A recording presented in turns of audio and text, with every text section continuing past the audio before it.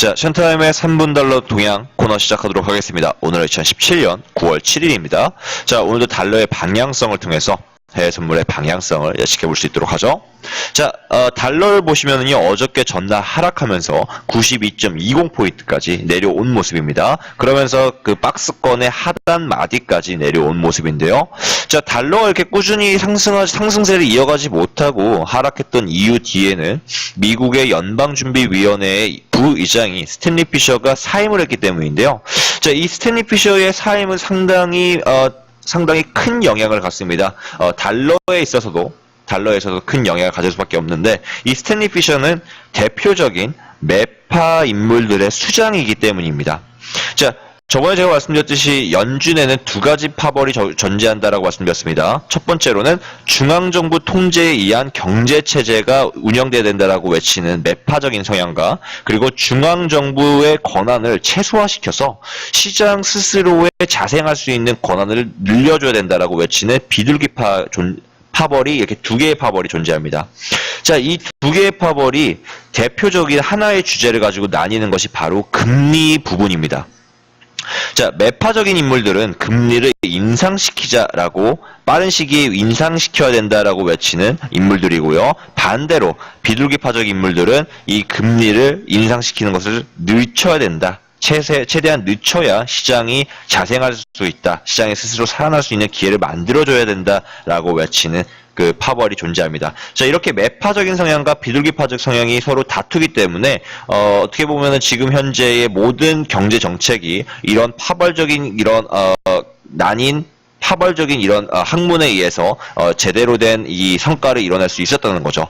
자, 중요한 것은 스탠리 피셔가 대표적인 매파의 수장이었기 때문에 비둘기파적 성향으로 이 사람이 사임할 경우에 비둘기파적 성향으로 기울 수밖에 없다라는 거예요. 평행을 이루어야 되는데 비둘기파적으로 점차 이 무게가 실리게 되는 거죠. 자, 지금 저희 현재 그 제닛 옐런 미국 연방준비위원회의 대표 의장인 제닛 옐런은 대표적인 비둘기파적 인물들의 수장입니다. 자, 그렇기 때문에 금리 인상 속도가 조금씩 점진적으로 느려질 수가 있어요. 자, 잭슨홀 컨퍼런스에서 제닛 옐런이 밝혔던 대로 점차 점진적인 그 경제 성장 모멘텀에 따라서 금리 인상을 인상시킬 가능성이 높아졌습니다. 한마디로 이번 연도에 추가적인 금리 인상이 없을 것이다라고 예측할 수가 있는 부분이죠.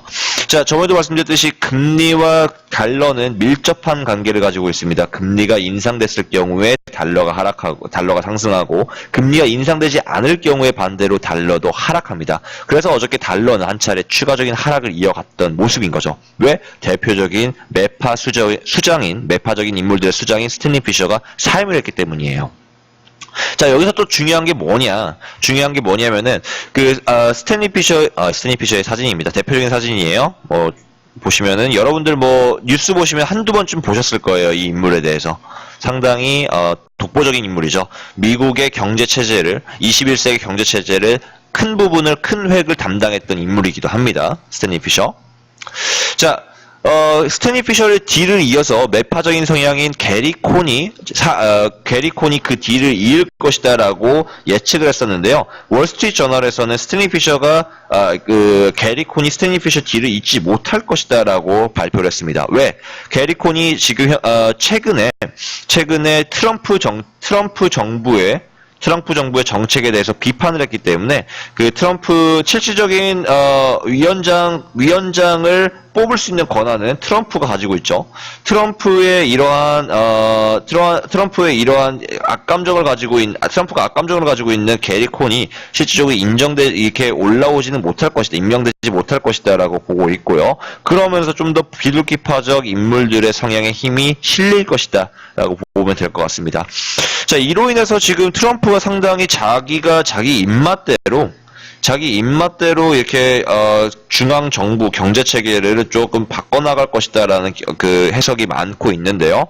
자, 어쨌든 간에 달러 같은 경우는 이러한 상황 속에서 저점에서 한동안 횡보를 길게 할 가능성이 높습니다. 자, 비둘기 파적 성향이 팽배하기 때문에 저점 횡보를 길게 이어갈 가능성이 높고요. 다만 이 박스권은 100포인트와 92.50포인트의 이 박스권은 그대로 유지가 될 예정입니다. 자, 이게 뚫린다면은 한 차례 큰 폭으로 하락할 수 있기 때문에 달러가 이렇게까지 저평가되는 것을 막을 거예요. 자, 달러는 지금 저점에서 심리에 의해서 한 차례 상승을 이어가겠지만 이번 주는 저점에서 그대로 횡보가 길게 이어질 가능성이 높다라고 보시면 될 것 같습니다. 자, 그래서 금, 유로도 역시나 박스권 대응이 유리한 시장이다라고 보시면은 될 것 같습니다. 자, 오늘의 3분 달러 동향은 여기까지.